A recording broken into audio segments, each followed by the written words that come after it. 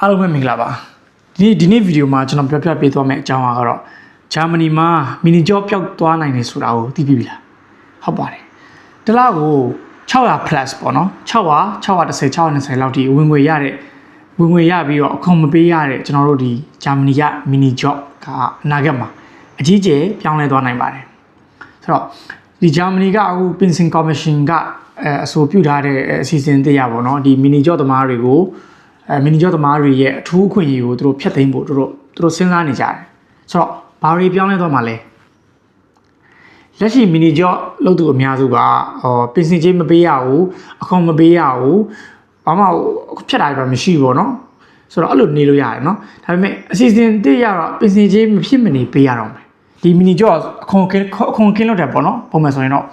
603ရရင်603ပဲရတယ်ပေါ့အခွန်တွေပေးရမလို့ကျွန်တော်တို့ကဟာတော့ဒါအရင်ဥပဒေဟောင်းအခုဥပဒေတင်မှာပြောင်းလဲမဲ့ဟာအခွန်ပေးရတော့မယ်အဲ့လိုဖြစ်သွားပြီဒါတွေမကောက်ဘူးဒီအခွန်နဲ့ကျွန်တော် social facility တော့ကင်းလွန်ခွင့်တွေ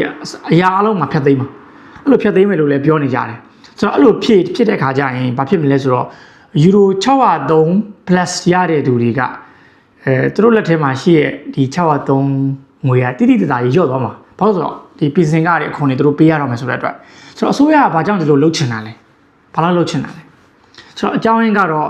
မီနီဂျော့ကိုပဲနှစ်ပေါင်းများစွာလုပ်ပြီးတော့ပင်စင်မစွမိတဲ့သူတွေ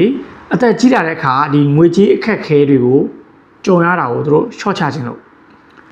ဆိုတော့ဒီမီနီဂျော့ကအခွန်မပေးရအောင်အခွန်ပေးရတော့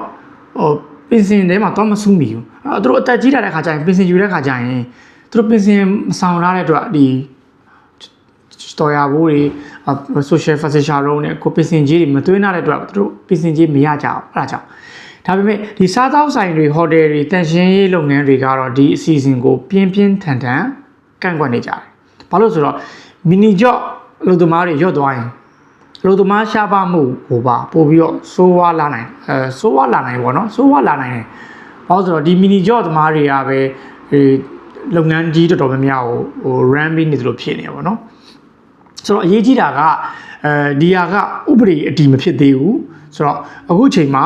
အကြံပြုချက်အဆင့်ပဲရှိသေးတယ်ပြီးတော့ Bundestag ဆိုတဲ့ဒီကျွန်တော်တို့လွှတ်တော်မှာဆက်လက်ဆွေးနွေးရအောင်မှာဖြစ်ပါတယ်ဆိုတော့မီနီဂျော့